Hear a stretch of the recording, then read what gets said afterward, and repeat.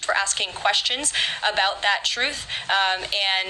So when it comes to truth and transparency, this administration, this White House is setting the example.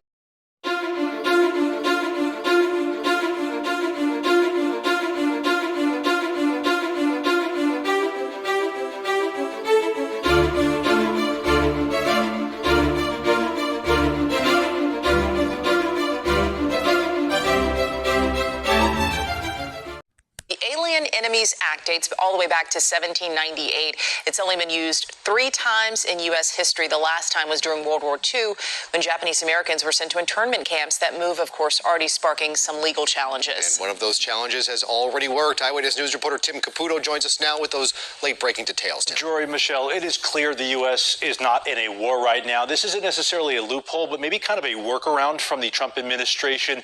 Clearly, they're making some moves, trying to claiming the U.S. is being invaded at this point by Venezuelan gangs, and that's why they were invoking this rarely used act. But within 2 hours of this announcement this afternoon, a federal judge blocked it with a temporary restraining order. Now, the White House claims the Venezuelan gang Tren de Aragua, or TDA, is perpetrating, attempting, and threatening an invasion or predatory incursion against the United States. And yes, while there have been arrests of TDA gang members in Colorado and in New York in the last year, many view this move as an attempt by the Trump administration to accelerate deportations. A federal judge this afternoon shut it down before it really ever began, even ordering planes that were carrying non-citizens that are literally in the air right now to turn around and return to the U.S. Even before the Trump administration announced it would invoke the Alien Enemies Act of 1798, there were signs this was coming, and there were questions about the legality. It's never been used in this circumstance before. The terms of the statute require that we're at war or that there is an invasion.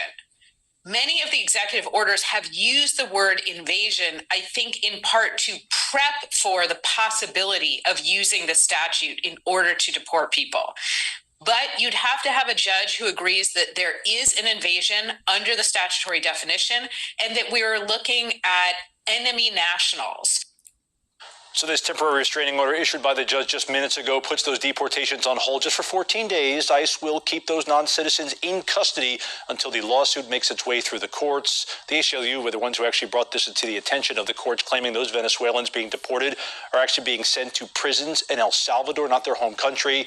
The Trump administration, not surprisingly, already responding, claiming the president's Article 2 powers give him the power to unilaterally deport anyone who poses, quote, a significant threat to the U.S., clearly something that'll go through the courts for the next days and weeks to come.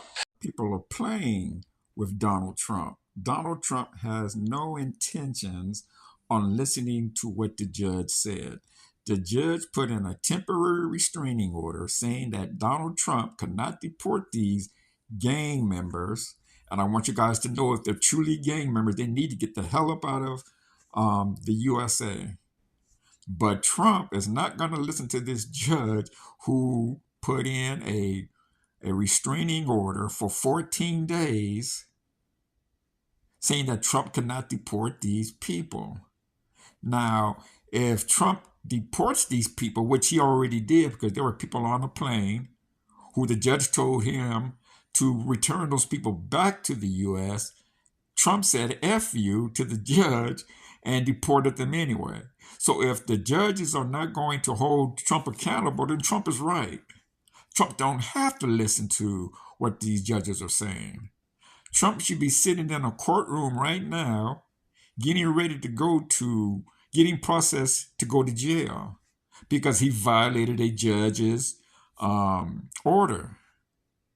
So either they're going to come and get Trump and put him in jail, or Trump is going to do what he want to do. If you're not going to kill him, he can do what he want to do, right? That's why Trump is the president right now, because judges who should have put him in jail didn't.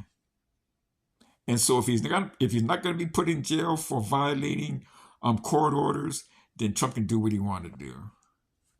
Peace, everybody. Take care and be safe.